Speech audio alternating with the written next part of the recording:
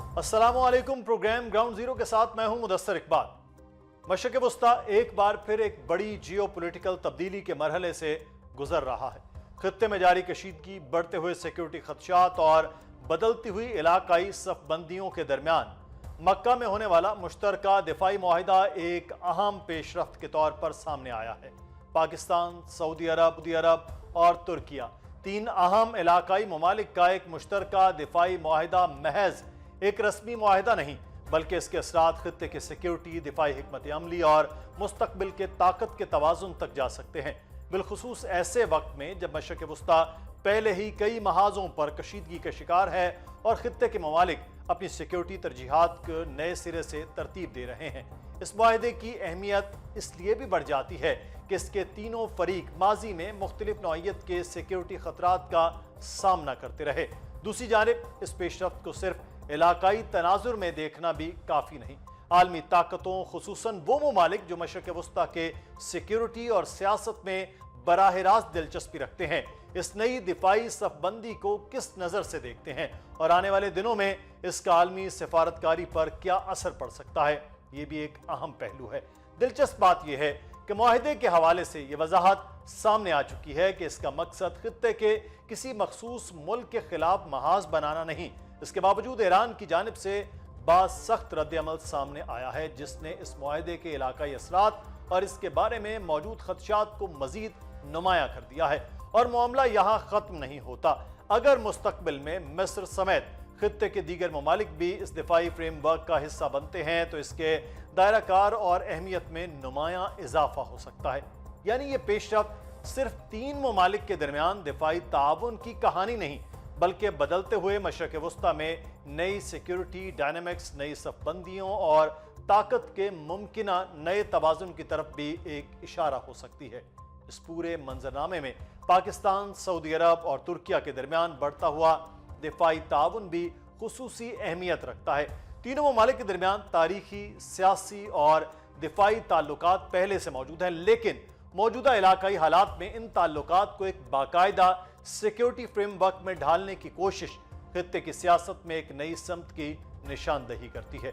आने वाले दिनों में इस ताउन की नौइयत, इसमें मुमकिना तोसी और दीगर इलाकाई ममालिक की शमूलियत न सिर्फ मशरिक़ वस्ता बल्कि जनूबी एशिया में भी नई सफारती और दिफाई सफबंदियों के सबब बन सकता है। ऐसी सूरत में यह सवाल भी अहम होगा कि क्या मक्का मुआहिदा एक दिफाई ताउन से आगे बढ़कर मशरिक़ वस्ता के लिए एक वसी तर इलाकाई सिक्योरिटी मैकेनिज्म की शक्ल इख्तियार कर सकता है? इस सब पर बात करेंगे। हमारे साथ मौजूद हैं माहिर बैनुल अक़वामी उमूर हैं, सीनियर जर्नलिस्ट हैं मुराद बतल। बहुत शुक्रिया। In this context of ongoing situation in Middle East, how important and impactful the Mecca Joint Defense Agreement is? Actually, Joint Mecca Defense Agreement is significantly important in the Middle East for a couple of reasons. First of all, it's coming in line with what the US have been trying to do in the last few weeks after the things escalated with Iran. First, on the first level is re-engineering, restructuring kind of the regional kind of system, if you like, creating this architecture. So, and having that said, these three countries, Saudi Arabia, Turkey, and Pakistan, creating this a significant alliance, which will playing a major part in being representing main players in the region. Secondly, it's becoming important because we have seen Israelis since the post 7th of October have been advancing in different places. The military security doctrine has changed, so we have seen them hitting in Syria, in Doha, even advancing in the south of Lebanon, south of Syria. So creating another players, in a sense, another players who can balance this is essential in the region. Third factor is the American, again, Washington perspective. It turned out that it was meant to bring Iran to the table of this regional power. the regional system, which is something we haven't expected at the beginning due to the lack of a strategy from Mr. Trump administration when they attacked Iran, where the Israelis were pushing to escalate more in that sense. But now what we have seen is a sort of rearranging the regional. I don't want to call it balance because it's still in the favor of Israel from the Washington perspective. However, this could balance the formula in a sense. But Mr. Batal, with what perspective the regional countries are viewing this all-important development? For instance, I'm talking to you from Amman, for instance. Amman are very wary in a sense of the Israeli policies regarding the West Bank and, of course, before that, Gaza. And they have a sort of a very good relations with Pakistan, Riyadh, and Ankara, of course, or Turkey.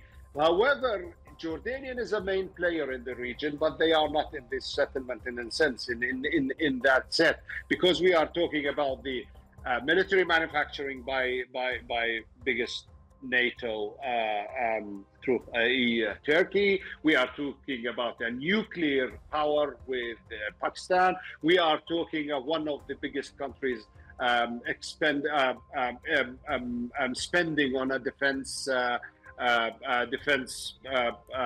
budget or party, yes. Saudi Arabia, and also Jordanian will be a small country with very influenced relation with Washington DC, even with a peace accord with Israel, with very strong attached to Palestinian question and Palestinians themselves for different reasons. They will be looking to that region. It's something should happen that bring the region it's at least peaceful, or even it's relatively, especially Jordan. I'm just giving example of Jordan because there are other countries, other players will be looking in different from different perspectives. I'll talk about Iraq, Lebanon. All of these countries are in the heart of this. So creating sort of equilibrium, balance in the region, stopping Israelis from their advancement, also taming Iranian wild policy in a sense, which we have seen in the region, could be a solution for the region. However, I need to remember to remind that there is always spoilers who play major role in such arrangements. But Mr. Batal, how do you see that? How will the world and global powers, especially America, China, Russia, and other countries in Europe and UK, take this development? They're taking it positively, I would say. But to start with, looking for the United States, this accord, this alliance becoming in line with what Americans think of this region. Although many people haven't seen it, but and that doesn't mean it's good.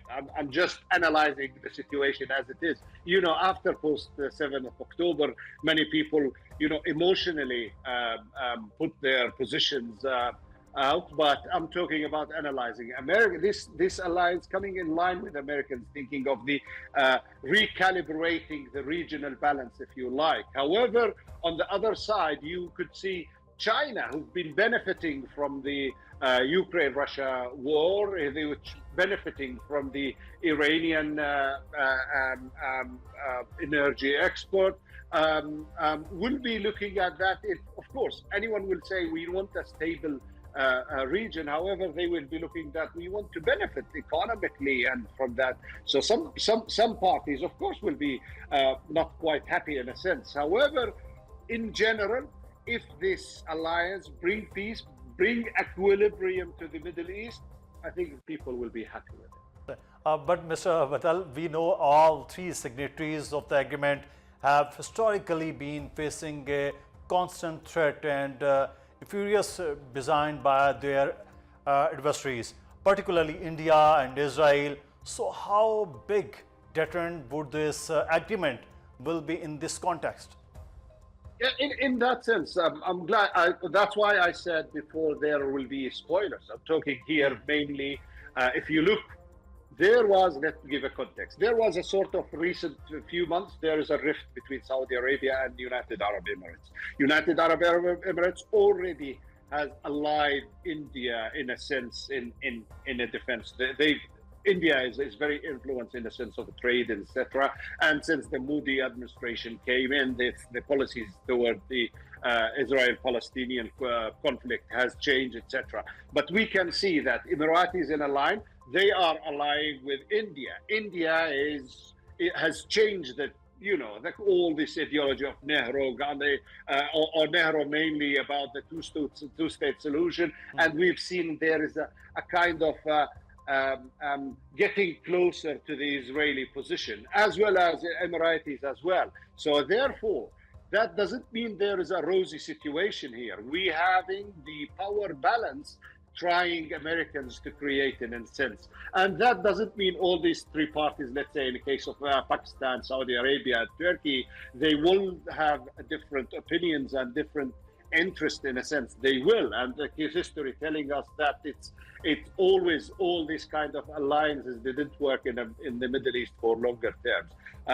On the other side, there will be other parties, as I said, realigning themselves in a sense. But the most important thing, and I think Washington thinks in this way, and again, I'm not saying if that's necessarily positive, they are just thinking to recalibrating the regional powers, regional balance, so there no party, no state can dominate the region in a sense, and that creates the mechanisms to carry on the political and situation and economy, of course, in case of Hormuz, to get them to normalize. But we have seen some sort of hearts from a few voices within Iranian setup. Why Iran is responding in this way when it has categorically been described that this agreement is not intended against any country of the region in particular? Because Iran, as I said, with the American perspective, that to recalibrate the regional balance, I just repeated that a few times. Iran, in a game of negotiations, they want to gain as much as winning points in the negotiations against the Americans in that sense. And the main thing is Iran is returning to the regional power, to the regional formula as a main player, which after there's been sort of a decline, if you like, it's been retreated. Now Iranians are just re-putting themselves in the region. So they want to gain as much as gaining points. And at the same time, such alliance will weaken the position of Iran in the regional table in a sense. Because if you compare the power, the capabilities between all these parties, you will see that the tide is tilting to the side of the new alliance. Mr. Batal, FM Hakan Fidan has entered inclusion of Egypt in this pact in near future. What is your take of possible expansion of this troika to other nations? I would say yes, but that will be providing how the balance would go. I think, for instance, Jordan, Syria are very highly potential candidates to join such alliance, both as their own kind of strength that could feed in and etc. So I believe that these countries could join. In that sense, I won't be surprised that Iran forging, although there are problems with the official position of Iraqis, but I would say Iran could go and forge kind of agreement or something like that with Iraq, making it more formalized. So I'm thinking there will be seeing expansion in a sense. However, we will be seeing a kind of a pluralization between all these parties in that regional table, I would call it, because I can't call it equilibrium so far. बहुत शुक्रिया मुराद बतल, आप हमारे साथ मौजूद थे। नाज़रीन, आप देख रहे हैं कि इस मुआहदे और इस एग्रीमेंट के बाद सिचुएशन जो है वो इलाकाई तौर पर क्या होती है। हमें छोटा सा एक ब्रेक लेना है, ब्रेक के बाद वापस आएंगे, कुछ मज़ीद बात हो।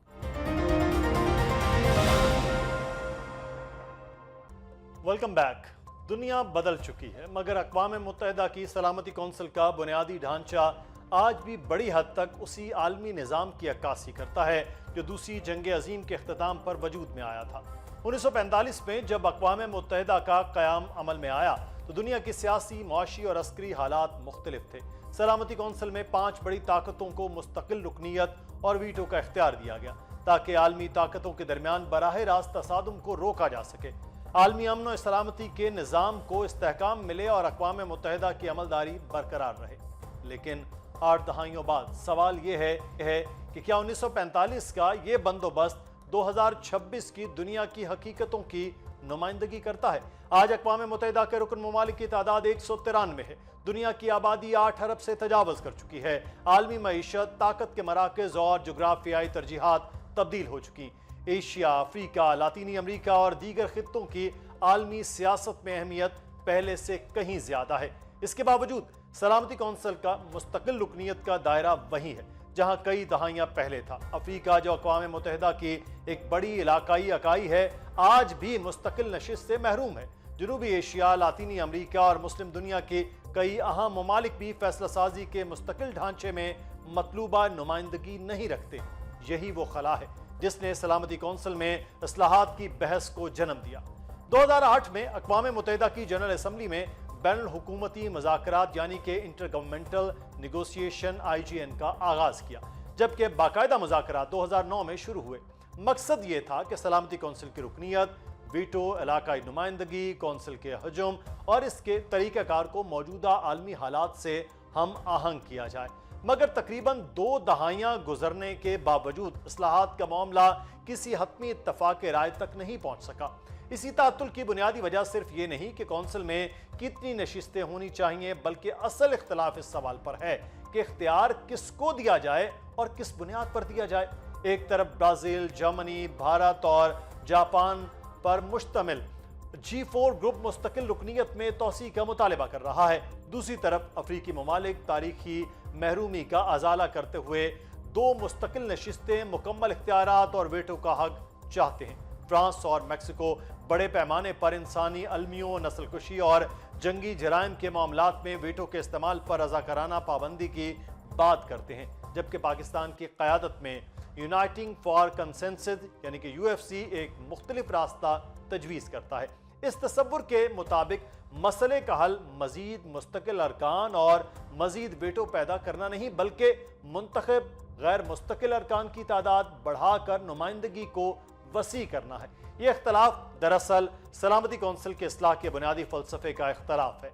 क्या इस्लाह क्या मतलब सिर्फ ये है कि मौजूदा 5 मुस्तकिल अरकान के साथ चंद मजीद ममालिक को मुस्तकिल रुकन बना दिया जाए, या इस्लाह का मकसद ये होना चाहिए कि ज़्यादा से ज़्यादा ममालिक को आलमी अमन व सलामती के फैसलों में मौसर और जवाबदेह अंदाज में शरीक किया जाए। ये सवाल इसलिए भी अहम है कि वीटो का इख्तियार सलामती कौंसिल की फैसला साजी का सबसे हसास पहलू है। एक मुस्तकिल रुकन की मुखालिफत पूरी करारदाद को रोक सकती है, ख्वाह दीगर अरकान की अक्सरियत इसके हक में हो। गजा समेत मुख्तलिफ आलमी बहरानों में सलामती कौंसिल के अंदर पैदा होने वाला तातुल इस बहस को मजीद अहम बनाता है कि क्या दुनिया को मजीद वेटो रखने वाली ताकतों की ज़रूरत है कि ज़्यादा नुमाइंदा और जवाबदेह फैसला साजी की। अगर इस्लाहात के नाम पर मुस्तकिल अरकान की तादाद बढ़ा दी जाए तो क्या इससे ताकत का इर्तकाज कम होगा या सिर्फ मुस्तकिल मराद के? क्या मजीद वेटो आलमी बहरानों के हल में मदद देगा या फैसला साजी को मजीद पेचीदा बना देगा? और एक बार किसी मुल्क को मुस्तकिल रुकनियत मिल जाए तो बाद में मुस्तकबिल में जवाबदेह कैसे रखा जाए? यहीं से इस्लाहात के एक मुतबादल तस्वुर की अहमियत सामने आई। UFC मॉडल के मुताबिक सलामती कौंसिल में मुंतखब अरकान की तादाद 10 से बढ़ाकर 20 की जा सकती है। तवील मुद्दती और दोबारा इंतखाब की काबिल नशिस्तें दी जा सकती हैं ताकि मुख्तलिफ खित्तों को मुस्तकिल मराद की बजाय मुसलसल और बामानी नुमाइंदगी का मौका मिले। इस निज़ाम में अफ्रीका, एशिया पैसिफिक, लातीनी अमरीका और कैरेबियन समेत उन खित्तों की आवाज़ मजबूत हो सकती है जो मौजूदा मुस्तकिल रुकनियत के ढांचे में कम नुमाइंदगी रखते हैं। ये तरीक़ाकार सलामती कौंसिल को एक जामद इदारे की बजाय एक ऐसे फोरम में तब्दील कर सकता है जो बदलती हुई आलमी सियासत के साथ खुद को मुसलसल हम आहंग करता है। इस्लाहात का मकसद किसी एक मुल्क या ग्रुप को मजीद ताकत देना नहीं होना चाहिए। मकसद ये होना चाहिए कि सलामती कौंसिल ज़्यादा नुमाइंदा, ज़्यादा जवाबदेह, ज़्यादा शफाफ और ज़्यादा मौसर बने। मुस्तकिल रुकनियत को मुआशी हजम, आबादी या इलाकाई ताकत का इनाम बनाने के बजाय किसी भी मुमकिन तौसीक के लिए वाज़े मयार तय होना चाहिए, जिसमें अक़वाम मुत्तहिदा के चार्टर से वाबस्तगी, बैनुल-अक़वामी कानून का एहतराम, इंसानी हुकूक की पासदारी और आलमी अमन व सलामती में जिम्मेदाराना किरदार बुनियादी हैसियत रखता हो।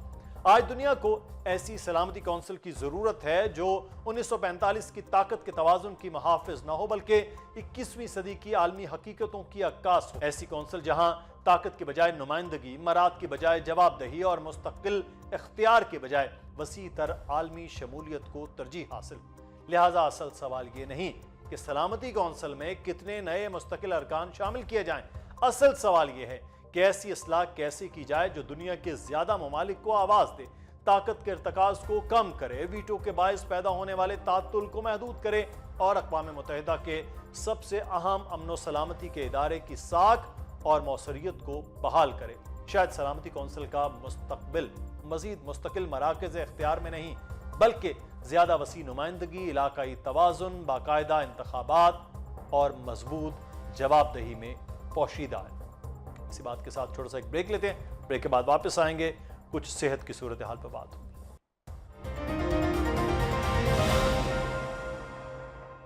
Welcome back. पाकिस्तान में अगर एक बच्चा बीमार हो तो वालिदैन इसे इलाज के लिए अस्पताल लेकर जाते हैं, लेकिन अगर वही अस्पताल, वही निज़ाम और वही इलाज उस बच्चे को जिंदगी भर के लिए खतरनाक बीमारी में मुब्तला कर दे, तो सवाल सिर्फ एक डॉक्टर या एक अस्पताल पर नहीं उठता, पूरे निज़ाम पर उठता है।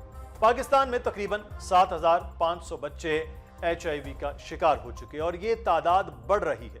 सबसे ज्यादा तशवीशनाक बात यह है कि इनमें से बहुत से बच्चे किसी ऐसे रवैये की वजह से मुतासर नहीं हुए जिसे आम तौर पर HIV के फैलाव से जोड़ा जाता है, बल्कि वो इसी सेहत के निज़ाम के जरिए मुतासर हुए जिस पर उनके वालिदैन ने भरोसा किया था। और ये सिर्फ HIV का मसला नहीं, पाकिस्तान में एक अंदाजे के मुताबिक 1 करोड़ अफराद हेपेटाइटिस C का शिकार हैं और आलमी इदारा सेहत के 2026 के आदाद-ओ-शुमार के मुताबिक पाकिस्तान दुनिया भर में हेपेटाइटिस C के बोझ में सबसे बड़ा हिस्सा डालने वाला मुल्क है।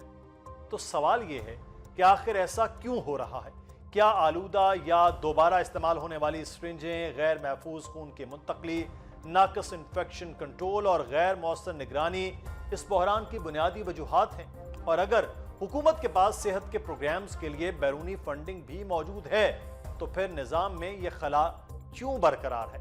साबिक मुआविन खुसूसी वज़ीर आज़म पाकिस्तान प्रोफेसर डॉक्टर ज़फ़र मिर्ज़ा के मुताबिक गुज़श्ता 5 वर्षों में पाकिस्तान में HIV, TB और मलेरिया के लिए आने वाली फंडिंग का 90% से ज़ायद हिस्सा ग्लोबल फंड से आया, जबकि ऑडिटर जनरल ऑफ पाकिस्तान की 2025 की रिपोर्ट के हवाले से वो बताते हैं कि 122 अरब रुपए की रकम खर्च ही नहीं की जा सकी। ये सिर्फ आदाद-ओ-शुमार नहीं, इन आदाद-ओ-शुमार के पीछे वो बच्चे, खानदान और मरीज हैं जो एक ऐसे निज़ाम से उम्मीद लगा कर आते हैं जिससे उनकी हिफाजत करनी चाहिए। और अगर हम सेहत के बड़े मंजरनामे को देखें तो तस्वीर इससे भी ज्यादा परेशान कुन है। पाकिस्तान में तौलीदी उम्र के 49% खवातीन आयरन की कमी के शिकार हैं, तकरीबन 40% बच्चे स्टंटिंग का शिकार हो जाते हैं और पाकिस्तान दुनिया में नौज़ायदा बच्चों की शरह अमवात के हवाले से दूसरे नंबर पर है। तो क्या ये चंद अलग अलग वाकयात हैं? यह एक ऐसे सेहत के निज़ाम के अलामात हैं जिसे बुनियादी इस्लाहात की ज़रूरत है। और अहम सवाल, अगर ये निज़ाम बच्चों को महफूज रखने में नाकाम हो रहा है तो जिम्मेदारी किसकी है? आज ग्राउंड जीरो में हम इन्हीं सवालात पर बात करेंगे। हमारे साथ मौजूद हैं president Pakistan association of lifestyle मेडिएशन और साबिक मुआविन खुसूसी डॉक्टर ज़फ़र मिर्ज़ा साहब। बहुत शुक्रिया डॉक्टर साहब आपके वक्त का। डॉक्टर साहब, पाकिस्तान में तकरीबन जो हम डाटा देख रहे थे कि 7500 बच्चों का जो है वो HIV पॉजिटिव हुआ और इन्फेक्शन उनको हॉस्पिटल्स और इस जगह से ही वो लगे हैं किसी न किसी तरह। सेहत के निज़ाम पर ये बहुत बड़ा सवाल होता है कि हॉस्पिटल्स में जाके जो बच्चे हैं या बाकी लोग हैं वो इलाज करवाएं और बेहतर हो जाएं, या उलट हो रहा है कि वो किसी और बीमारी में मुब्तला थे, मामूली बीमारियों में, और उसके बाद उन्हें HIV जैसी एक मूजी मर्ज जो है वो लाहक हुई। जिम्मेदारी किसकी है सारे अमल?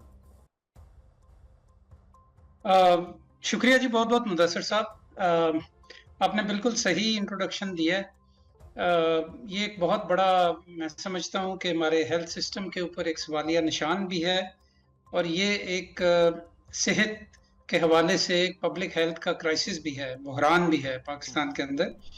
और ये असल में अक्स है कि हमारे ओवरऑल हेल्थ केयर सिस्टम की ज़ुबूं हाली जो है वो कहाँ तक पहुँच चुकी है, कि जहाँ लोग शिफा के लिए जाते हैं वहाँ से वो बीमारी लेकर आ रहे हैं। ये जो आपने फिगर बताई 7,500 बच्चों की जो रिकॉर्ड पे हैं, ऑफिशियल रिकॉर्ड पे हैं, कि जिनको HIV की बीमारी लगी, इनमें से आप यूँ समझें कि तकरीबन 99 या 98% बच्चे इस तरह के हैं कि जिनको अपनी माँओं से ये इन्फेक्शन नहीं लगी। आम तौर पे दूसरे मुल्कों के अंदर HIV जो है वो माँ जब अगर HIV पॉजिटिव हो तो उसके बच्चे को भी आ जाती है। लिहाजा ये इस बात का सबूत है कि ये जो बच्चे हैं इनको ये बीमारी जो है ये हमारे हेल्थ फैसिलिटीज से लगी है। और ये बहुत बड़ा एक इशू है जिसको कि मैं ये समझता हूँ कि जिस संजीदगी से और जिस एक इमरजेंसी की सूरत हाल समझते हुए इसको जिस तरह इसको एड्रेस करना चाहिए, हुकूमत की तरफ से हमें वो एक्शन नज़र नहीं आ रहा। सही। अच्छा डॉक्टर साहब, ये हुकूमतें तो कह रहे हैं कि निज़ाम भी बनाने की कोशिश कर रही हैं, बेहतर भी है, लेकिन हम बड़ा माइन्यूटली, मैं अब आपके भी आर्टिकल पढ़ रहा था, रिपोर्ट भी देख रहा था कि अब एक हॉस्पिटल के अंदर एक जिनकी जिम्मेदारी है वहाँ पे MS हैं, डॉक्टर्स हैं, ड्यूटी पर मौजूद हैं, वार्ड बॉयज़ हैं, नर्सेज हैं, सब लोग हैं, उनको बड़ी बेसिक सी चीज़ें ट्रेनिंग होती है कि इन चीज़ों का ख्याल रखना है। वहाँ से जाके ये चीज़ें हो रही हैं। बाकी हुकूमत पे तो हम बात करते हैं कि वहाँ तो अरबों रुपए का फंड्स पड़ा रह जाता है और इस पर काम नहीं होता, लेकिन ये बेसिक जो चीज़ें हैं वो चाहे पैरामेडिक्स हों चाहे वो डॉक्टर्स हों, उनकी गफलत तो बहरहाल है कि जो इस तरह से निज़ाम को लेकर आए हैं। 3 वजूहात हैं जी इसकी, मैं ये समझता हूँ जी। आपके सवाल को मद्देनजर रखते हुए। पहली चीज़ ये है कॉम्पिटेंस। कॉम्पिटेंस आती है एजुकेशन और ट्रेनिंग से, और हमारे यहाँ इन्फेक्शन प्रिवेंशन एंड कंट्रोल की जो ट्रेनिंग जिस तरीके से बाज़ाब्ता तौर पे होनी चाहिए, मतवातर होनी चाहिए और उसकी मॉनिटरिंग होनी चाहिए, वो नहीं है। लिहाजा स्किल्स का भी मसला है। दूसरा जो बहुत बड़ा इशू है वो है गैर जिम्मेदाराना रवैया। क्योंकि अगर आप IPC की ट्रेनिंग आपने नहीं भी ली तो बतौर डॉक्टर या बतौर हेल्थ प्रोफेशनल या आप जिस तरह कह रहे हैं जो एडमिनिस्ट्रेटर्स हैं, MS हैं, ये चंद एक बुनियादी चीज़ें हैं कि जिनका ख्याल रखना ज़रूरी है। मुल्क में मसलन कानून है कि आप 2, 3 और 5 cc की सिरिंज को दोबारा इस्तेमाल नहीं कर सकते।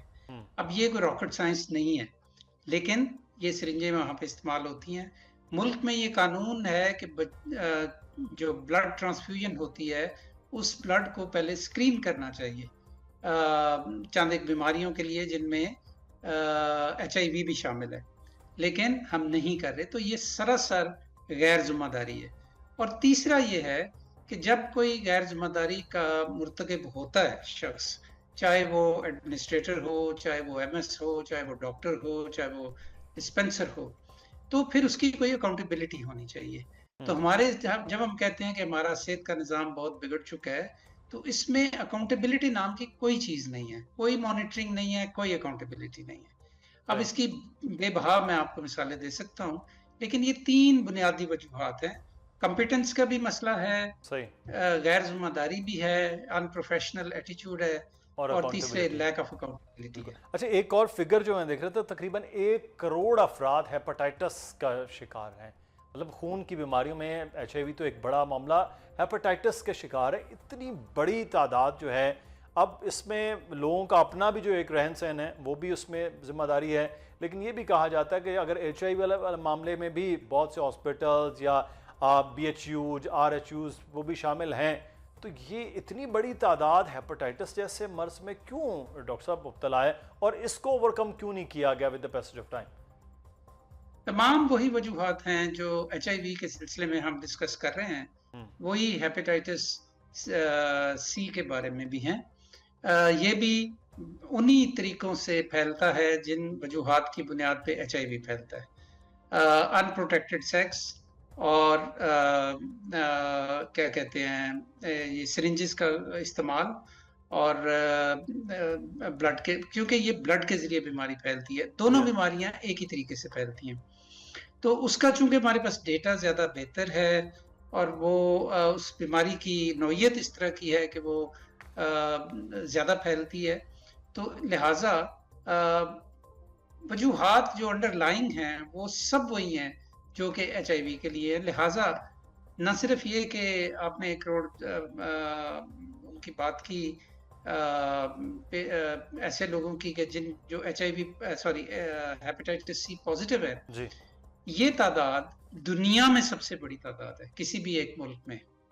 यानी अक़वाम मुत्तहिदा के 194 ममालिक में से पाकिस्तान के अंदर ऐसे लोगों की तादाद 194 मुल्कों में सबसे ज़्यादा है कि जिनको हेपेटाइटिस C पॉजिटिव है। तो ये हमें ये जो इंडिकेटर्स इस तरह के होते हैं उनका मतलब उनको हमें अलर्ट करना चाहिए ना। वो उसकी वजह से एक इमरजेंसी पैदा होनी चाहिए, उसकी वजह से एक सरसीमगी पैदा होनी चाहिए, एक कंसर्न पैदा होना चाहिए ताकि और हुकूमत को फौरी तौर पे इस सिलसिले में इक़दाम करने चाहिए।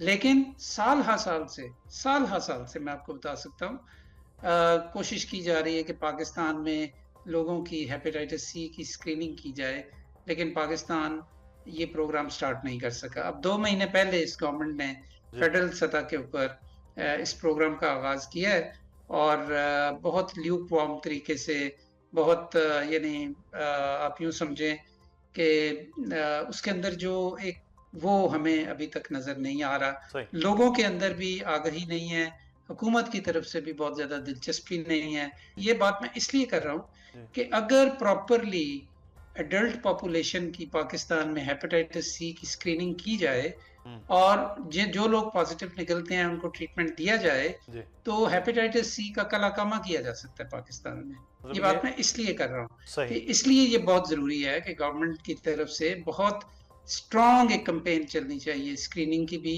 और ट्रीटमेंट की भी। बिल्कुल, स्क्रीनिंग और लोगों की भी जिम्मेदारी बड़ी है। अब मैं आप ही के कोट करना चाह रहा हूँ जो आपने लिखा उसमें कि पाकिस्तान में HIV, TB और मलेरिया के लिए आने वाली फंडिंग 90% से ज़्यादा हिस्सा ग्लोबल फंड से आता है। और साथ ही साथ मैं एक चीज़ जो ऑडिटर जनरल पाकिस्तान की कोट कर रहा हूँ कि वो 2025 की रिपोर्ट के हवाले वो बताते हैं कि 122 अरब रुपए की रकम जो आई है वो खर्च ही नहीं की जा सकी है। अब यहाँ खालिस्तान गवर्नमेंट की जिम्मेदारी कि 125 अरब रुपया आया, वो जिम्मेदारी जो है वो सूबाई गवर्नमेंट भी, फेडरल गवर्नमेंट भी है। और जो आप बता रहे थे कि 90% हिस्सा तो बाहर से आ रहा है। हम तो सेहत को और तालीम को जितना संजीदा लेते हैं वो आप भी बेहतर जानते हैं और पूरा पाकिस्तान बेहतर जानते हैं। ये तो देखें, फंड्स मौजूद हैं और हम काम नहीं कर रहे हैं और फंड्स बाहर से आ रहा है और उसको प्रॉपरली यूटिलाइज नहीं कर रहे हैं। वजह क्या है डॉक्टर साहब? आप तो खुद भी रहे हैं एक बड़ी अहम जिम्मेदारी पे, कहाँ लैक करते हैं, क्यों नहीं करते हैं हम ये? नसीर साहब, ये आप जिस मजमून का हवाला दे रहे हैं जी, उस मजमून का आगाज़ मैंने इस चीज़ से किया था कि हमारे वज़ीर दाखिला ने कहा कि पाकिस्तान का जो गवर्नेंस का निज़ाम है और जो सिस्टम है ये बैठ चुका है, ये काम नहीं कर रहा। और मैंने उस मजमून में दरअसल हेल्थ सिस्टम के जो मामलात हैं उनकी मिसालें दे के ये वाज़ेह किया है कि ये सिस्टम कैसे बैठ चुका है। और आपने अभी जो अदाद शुमार बताए हैं ये उसका मुंह खोलता, ये मतलब उसका मुंह बोलता सबूत है। एक तरफ आपके बच्चे इन्फेक्ट हो रहे हैं, तेजी से HIV फैल रहा है, हेपेटाइटिस C आप दुनिया में सबसे फहरिस्त हैं। दूसरी तरफ आप खुद गवर्नमेंट इतना यानी इसको अपनी तरजीह नहीं समझती कि वो इसके ऊपर खुद खर्च करे, लिहाजा 90% इसकी फंडिंग बाहर से आती है। गवर्नेंस के फेलियर का ये आलम है कि जो 90% फंडिंग आती है उसमें से वो जब आपने ऑडिटर जनरल की रिपोर्ट का हवाला दिया 2000 गालिबन 15 से लेके 25 तक 122 अरब रुपए खर्च नहीं किए जा सके। अब इसका क्या जवाब दे सकती है गवर्नमेंट कि क्यों नहीं खर्च किए जा सके? इसके खर्च ना करने की वजह से हुआ क्या, ये सारे बच्चे इन्फेक्ट हुए। तो हमारे यहाँ अकाउंटेबिलिटी किधर है इस शोबे के अंदर?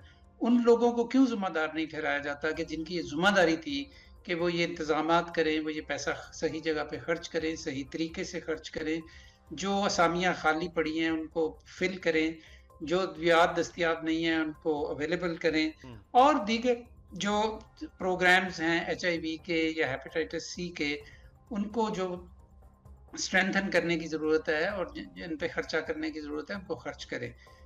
सूरत हाल ये है कि हमारे जो HIV के प्रोग्राम्स हैं सूबाई सतह के ऊपर भी और फेडरल सतह के ऊपर भी, साल हर साल से उनके अंदर बहुत अहम ओहदों के ऊपर लोग मुतय्यन नहीं किए जा सके, और वो खाली पड़ी हैं उनकी, या अबूरी तौर पे लोगों को वहाँ पे लगाया गया है। तो इस तरीके से, मतलब मैं आपको एक फिगर बताऊं कि जो हमारा CMU है उसके अंदर पिछले तकरीबन 3 साल के अंदर 10 दफा उनके सरबराह तब्दील किए गए, 10 दफा। फिर पॉलिटिकल जो है तैनाती होती है लोगों की बहुत दफा। तो मतलब ये वो क्राइसिस है जिसका मैं जिक्र कर रहा हूँ, और इंटीरियर मिनिस्टर ने भी जो कहा गो कि उसके ऊपर एक बहुत बड़ी और लंबी बहस है सियासी हवाले से, लेकिन बात उनकी दुरुस्त है कि ये सिस्टम नहीं चल रहा, इस सिस्टम के अंदर बड़ी गहरी खराबियां पैदा हो गई हुई हैं, और इसको उन्हीं के अल्फाज इस्तेमाल करते हुए इसको रीसेट करने की जरूरत है। बिल्कुल, और उसमें सरे फहरिस्त ये चीज़ें हैं जहाँ पर लोगों की ज़िंदगियों का मामला है। डॉक्टर साहब, प्रिवेंशन के हवाले से बात करें, एहतियात के ऊपर बात कर लेते हैं कि किन चीज़ों की ज़रूरत है इस वक्त। हम बात कर रहे हैं इस वक्त जिम्मेदारों पर भी, लेकिन प्रिवेंशन क्या होनी चाहिए इस सारे अमल में कि कम से कम चीज़ों से बचा तो जा सके? देखें जी, पहली बात यह है कि प्रिवेंशन जो है वो हम सब जानते हैं कि प्रिवेंशन जो है इलाज, जिसे कहते हैं परहेज इलाज से बेहतर है। बिल्कुल।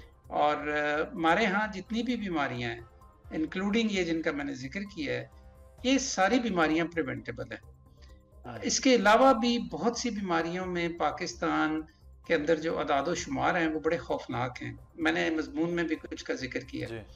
और मतलब आयरनी ये है कि ये ज़्यादातर ये जो तमाम अदाद शुमार हैं जिन बीमारियों के मुतालिक, वो बीमारियां सारी की सारी जो हैं वो प्रिवेंटेबल है, यानी 90% डिजीज़ आर प्रिवेंटेबल। पाकिस्तान में ब्लड प्रेशर के मसले, पाकिस्तान में हार्ट अटैक्स जो हो रहे हैं, पाकिस्तान में जो कैंसर बढ़ रहा है, पाकिस्तान में जो डायबिटीज़ बहुत ज़्यादा हो रही है, पाकिस्तान में जो बच्चों की सेहत और माओं की सेहत और जो खुराक की वजह से जो बीमारियां पैदा होती हैं उनके जो मसाइल हैं पाकिस्तान के अंदर, ये वो तमाम चीज़ें हैं कि जिनको होने से रोका जा सकता है, मतलब ये हुई ही ना। अब उसके लिए ज़रूरत सिस्टम लेवल के ऊपर जिस चीज़ की होती है वो होती है कि आप अपनी प्राइमरी हेल्थ केयर को ठीक करें, आप अपने basic health units, rural health centres, tehsil headquarter hospitals को ठीक करें। पाकिस्तान के अंदर सूरत हाल ये है, और ये अगेन मैं इसको लिंक करूंगा लार्जर जो पाकिस्तान के अंदर क्राइसिस है, जिसे हम बार बार एलीट कैप्चर भी कहते हैं। तो पाकिस्तान के अंदर अगर हुकूमत 100 रुपए खर्च करती है हेल्थ के ऊपर, तो उसमें से प्राइमरी हेल्थ के ऊपर सिर्फ 30 रुपए खर्च करती है, 70 रुपए वो बड़े शहरों के बड़े अस्पतालों के ऊपर खर्च करती है। क्यों? और उसकी वजह यह है कि प्राइमरी हेल्थ केयर जो है खास तौर पे देहात के इलाके में, वहाँ कौन लोग जाते हैं? वहाँ देहाती लोग जाते हैं, गरीब लोग जाते हैं, जिनकी ना कोई आवाज़ है, ना उनकी कोई ऑर्गेनाइजेशन है, ना उनका कोई क्लाउड है पॉलिटिकल। लेकिन बड़े शहरों में चूंकि अमीर लोग जाते हैं, शहरी लोग जाते हैं, इनकी आवाज़ भी है, ये नाराज़ भी हो जाते हैं इनको सर्विस ना मिले, तो हुकूमत ने बड़े क्वाइटली अपना बजट जो है उन जगहों के ऊपर वो खर्च करती है जहाँ पे उसकी उतनी ज़रूरत नहीं है जितनी कि प्राइमरी हेल्थ केयर की ऊपर ज़रूरत है। तो जब तक हम दरअसल साहब पाकिस्तान में प्राइमरी हेल्थ केयर का सिस्टम ठीक नहीं करेंगे, उस वक्त तक प्रिवेंशन नहीं हो सकती। क्योंकि प्रिवेंशन जो है ना, ये बात याद रखें कि प्रिवेंशन कभी बड़े अस्पतालों में बैठ के नहीं होती। प्रिवेंशन कम्युनिटी लेवल के ऊपर होती है, जहाँ लोगों को इसके बारे में बताया भी जाता है और उनको ऐसी एहतियाती तदाबीर के बारे में तालीम भी दी जाती है, उनकी एजुकेशन की जाती है, और सेकेंडरी प्रिवेंशन के तौर पे, जिसका मतलब ये है कि यानी अर्ली डायग्नोसिस जो है चीज़ों का वो हो सके, ताकि बीमारियों में पेचीदगी पैदा ना हो। अर्ली डायग्नोसिस का मतलब ये है कि अगर इब्तदाई मरहलों में तशखीस हो जाए तो फिर उस बीमारी का इलाज बहुत आसान होता है।